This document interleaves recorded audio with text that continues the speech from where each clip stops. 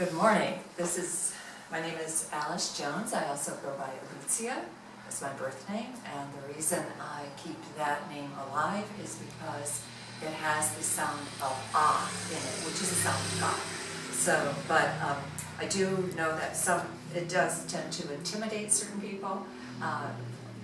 6 letters, 4 syllables sounds outrageous. So Alice is fine, but Alicia is also good, great. Today we're going to study the ego-body illusion, which is subsection 5 in chapter 4.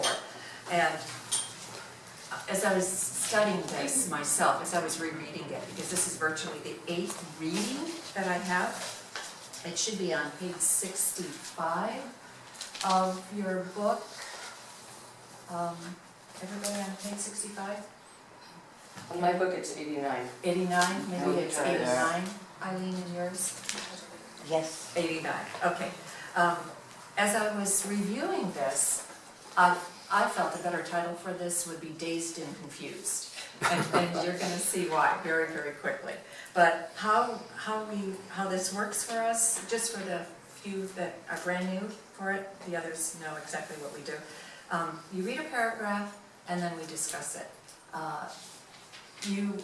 I ask for you to share your opinion because no one person, and I don't care that this is my 8th reading of it and that I've studied it since 1995, no one person has a corner on what this means. And you can read these words and read them through different eyes and see different meanings.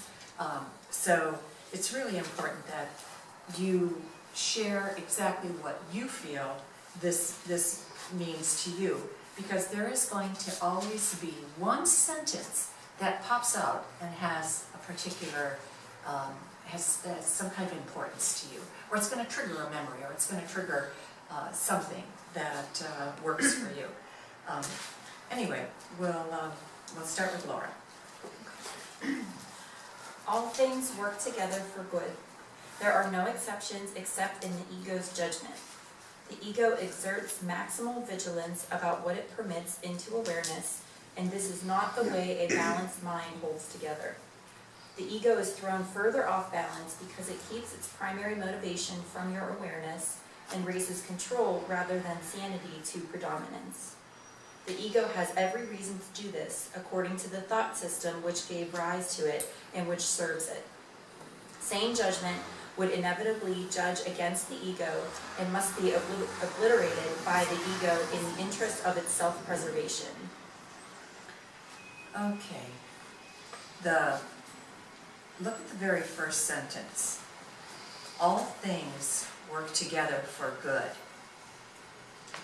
Because I myself work with some very, very, very sick people, sometimes it's hard for me to,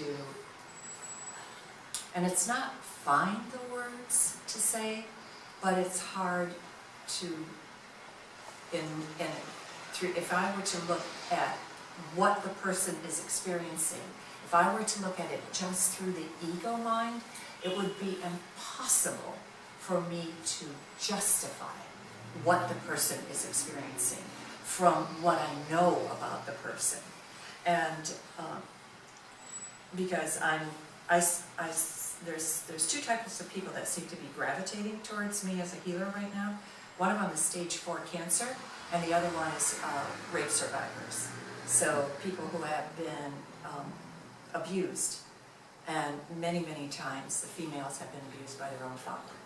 And so that is extremely, it's a very, very touchy subject, and it's a very difficult subject. Anyway, what I have found though, as I have continued to study and continue to pray on reasons that these people are experiencing this, invariably something comes forward like a past life that shows the exact opposite. The roles were reversed, so that the victim is now the perpetrator. And then I have to find a way to present that situation without causing alarm, or without, like in one, the reaction of one of my clients was, "Oh my God, who was I, Hitler?" And I said, absolutely not. But when the words I heard from my guides at the time that I was, when we were first approaching, some of the reasons why he experienced what he experienced, was that he actually had agreed to do the balance for 30 lifetimes. And I used to call it karmic payback. Wow, that's a big one. Huge. Oh my God. Huge. Yeah. And so, Yikes. then my guides corrected me and they said, there's no payback about it. It's karmic balance. It's so you decide that you're never going to do this again. And that's the long and short of it. But again, from an ego's perspective, you have to really be in your spirit mind to understand that. Because your ego would just throw that excuse right out the window, or throw that reason right out the window, and everything. But does anybody else have any comment on this particular paragraph? Any comments? Okay. All right. Then Ken will go on with number 2. Okay. A major source of the ego's off-balance state is its lack of discrimination between the body and the thoughts of God. Thoughts of God are unacceptable to the ego because they clearly point to the non-existence of the ego itself.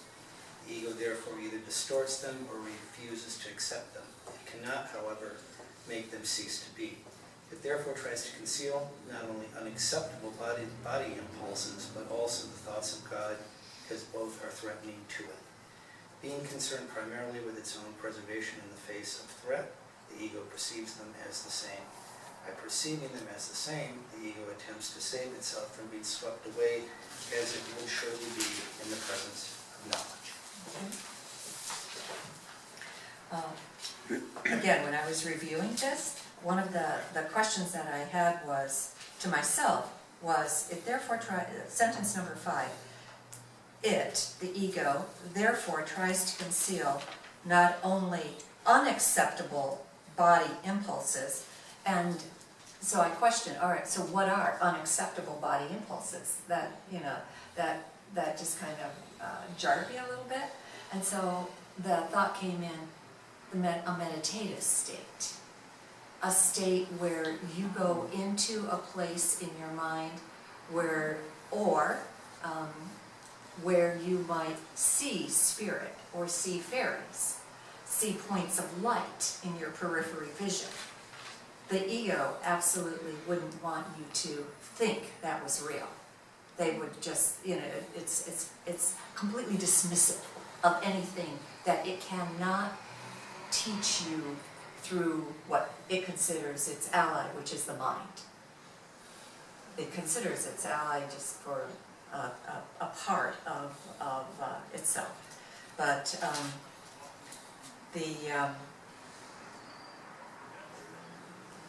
the thoughts of God, it absolutely is completely threatened by thoughts of God, because thoughts of God effectively make it feel that any thought of us as spirit having a human experience is going to negate the ego, and so therefore it's not going to be somehow or other it's going to feel that it's going to cease to be.